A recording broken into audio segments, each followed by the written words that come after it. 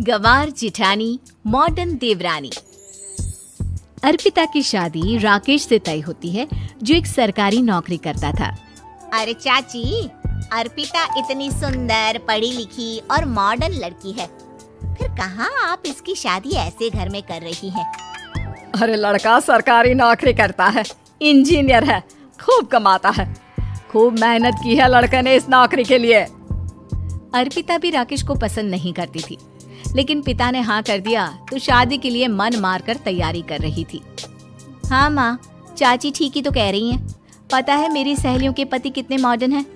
अरे देख बेटा, तू मॉडर्न है ना, वो पढ़ने लिखने वाला गांव का होनहार लड़का है, तू जैसा रखेगी रहेगा। अब तक कोई उसकी केयर करने वाला नहीं था, है तो सिर्फ एक भाई भाभी, और माँ पिता तो गांव में ही रहते हैं। अर्पिता का मुंह बन जाता है। वो पिता के फोन से राकेश का नंबर लेकर उसे मिलने के लिए बुलाती है।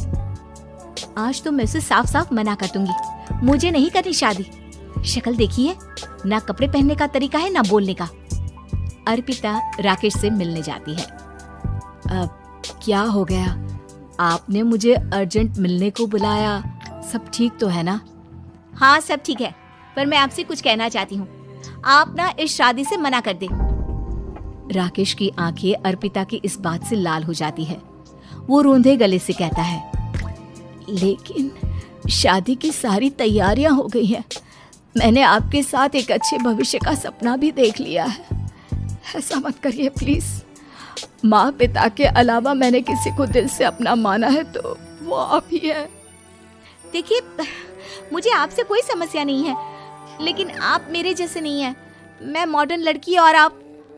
मैं आपसे वादा करता हूँ, जब तक आपके लायक नहीं बन जाता मैं कभी आपसे बीवी का हक नहीं मांगूंगा। अर्पिता राकेश का प्यार देखकर पिघल जाती है और शादी के लिए हाँ कर देती है।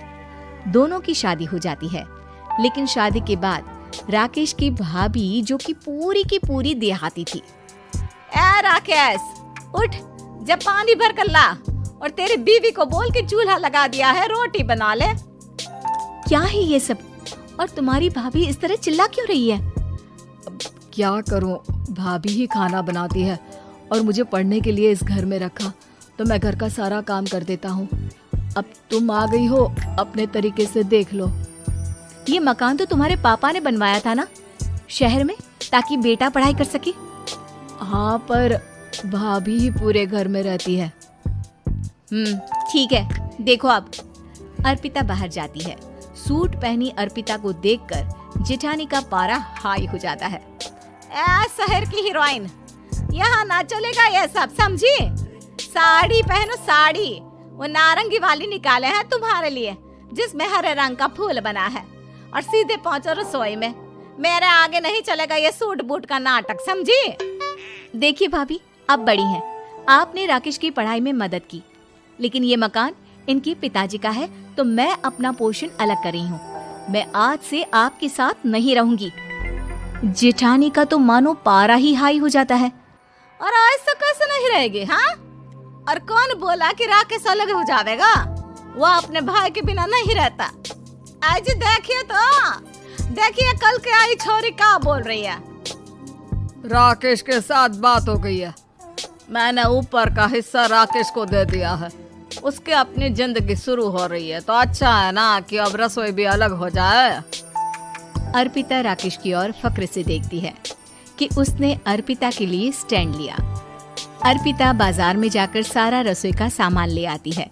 पिता के दिए सामान से घर सजाती है और अपने तरीके से पूरे घर की सजावट करती है।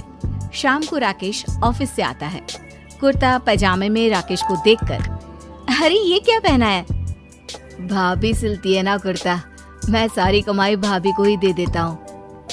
लेकिन अब ना बीवी को देना होगा, क्योंकि भैया भी अच्छी नौकरी करते हैं। भाभी अपने पति का पैसा संभाले और मैं अपने पति का पैसा संभालूंगी। तभी भाभी आ जाती है। अरे देखो, बहुत हो गया। हाँ, अलग रहने तक तो ठीक था, लेकिन पैसा हम एक फूटी कौड़ी नहीं देंगे। बचपन से तुम्हारे पति को हमने पाला है, उसका हिसाब दो। अच्छा, हिसाब चाहिए? कितना पढ़ी है आप जो आपको हिसाब चाहिए? बड़े भाई हैं उनकी, जिन्होंने उन्हें पढ़ाया लिखाया। वो हिसाब मांगेंगे तो जरूर दे दूंगी भाभी। अरे देख, हाँ, अगर तूने पढ़ाई की है तो मैं भी अंगूठा छापना हूँ। अरे 5 की क्लास तक पूरी पढ़ाई की है, समझे? वैसे भी कल इन लोगों के माँ बाबूजी आ रहे हैं गांव से, वही लोग ठिकाने लगाएंगे तुझे।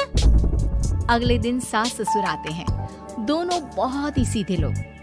अच्छा किया जो ऊपर के हिस्से में राकेश की गृहस्थी लगा दी। अब दोनों बेटे अपना अपना देख ले। छोटी बहू कहाँ है? अरे बहुत ही चालाक है माँ जी, ऐसी जबान चलाती है जैसे दर्जी कैंची चलाता है। वैसे बहू तुम भी कम नहीं थी। और सुनाओ। तभी छोटी बहू सास ससुर के पैर छूकर उन लोगों को चाय और नाश्ता देती है। माँ जी, आप थक गई होंगी, मैं खाना लगा देती हूँ, ऊपर आ जाइए चाय पीकर। अरे बस बस, यही रहेंगे वो, क्योंकि बड़ी बहू मैं हूँ। हमेशा से इनके माँ बाबूजी मेरे पास ही आए हैं। चलिए माँ जी, आप ना किचन में खाना बनाइए, मैं जरा बाजार होकर आती हूँ और फिर साथ में खाना खाते हैं। जेठानी बाजार निकल जाती है और सास ससुर बेचारे घर पर अकेले। फिर दोपहर को, माँ जी, मैंने आप सभी के लिए खाना बनाया है। माना मैं छोटी हूँ, लेकिन अच्छा लगेगा अगर आप लोग मेरे साथ रहें। वैसे भी यहाँ है कौन बेटा, चलो ऊपर राकेश के पास ही चलते हैं। सास ससुर दोपहर का खाना खाकर वहीं आराम करने लगते हैं कि जेठानी आ जाती है।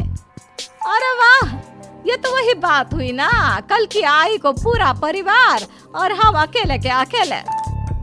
भाभी देखिए, परिवार में प्यार से रहा जाता है, ना कि चालाकी से। अम्मा खाना कैसे बनाती, पहले ही गांव से थक कर आई हैं। हाय रे दया, तो मैं का बाजार से ऐस करके आ रही हूँ। अरे भूख के मारे मेरा सर दर्द हो रहा है, पर यहाँ मेरी फिक्र कौन करेगा। अरे तो किचन में खाना है, लगा देती हूँ मैं भाभी। बड़ी बैठकर खाना खाती है और शाम को जब राकेश घर आता है। अरे राकेश, तू तो पूरा हीरो लग रहा है इन कपड़ों में। ऐसे कपड़े पहले क्यों नहीं पहनता था? राकेश बीवी की तरफ देखता है और फिर कहता है, माँ, पहले पहनाने वाली नहीं थी ना। हाँ हाँ, और हम जो हाथ से सिल सिल कर कुर्ता पहनाते थे उसका का? अरे तुम्हारे भैया तो आज भी पहन रहे हैं।